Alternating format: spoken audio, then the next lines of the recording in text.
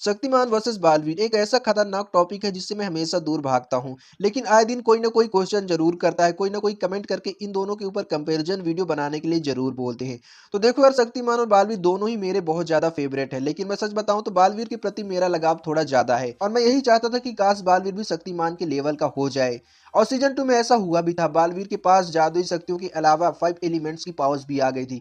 हमने सीजन 2 में देखा था कि जो बालवीर है, जब वो अपनी शक्तियां त्याग रहा था, यानी कि त्यागने का नाटक कर रहा था, जब सौर उसकी शक्तियां छीन रहा था, तब बालवीर की शक्तियां नेचर में जाकर मिल रही थी। यानी कि बालवीर की शक्तियां डायरेक्ट नेचर से आती हैं, जैसा कि शक्तिमान के साथ है। लेकिन सीजन 2 में ही हमने देखा था कि बालवीर परितारा से शक्तियां ले रहा था और बाद में जब विवान को बालवीर ने शक्तियां दी थी तो बालवीर ने परितारा से ही शक्तियां ली थी।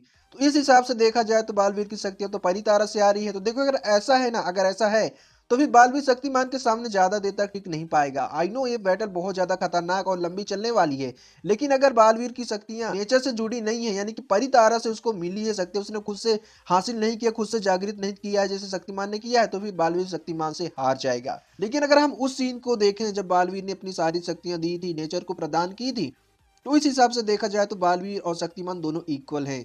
बालवीर भी शक्तिमान के लेवल का कैरेक्टर है और अगर इन दोनों के बीच में फाइट होता है तो फाइट इंडलेस बैटल बन जाएगी, कभी खत्म ना होने वाली फाइट। और इनके फाइट में पूरा ब्रह्मांड तबाह हो जाएगा, इवन ये मल्टीवर्स को भी तबाह करने लगेंगे। अब ये सब मेकर्स की गलती है, उन्होंने बालवीर को इतना वीक दिखा दिया था। भाई, अगर आप किसी सुपर हीरो को दिखा रहे हो तो उसकी शक्तियों के बारे में भी दिखाना चाहिए, लेकिन सीजन 2 में सब कुछ कबाड़ा करके रख दिया था। सीजन 1 में तो बालवीर की शक्तियों के बारे में बताया गया था कि उसके पास किन किन परियों की शक्तियां, लेकिन सीजन 2 में हमें उसके बारे में दिखाई नहीं गया, बल्कि कभी ये दिखा दिया गया है कि बालवीर को उसकी शक्तियां नेचर से मिली है और कभी ये दिखा दिया गया है कि बालवीर को उसकी शक्तियां परितारा से मिली है।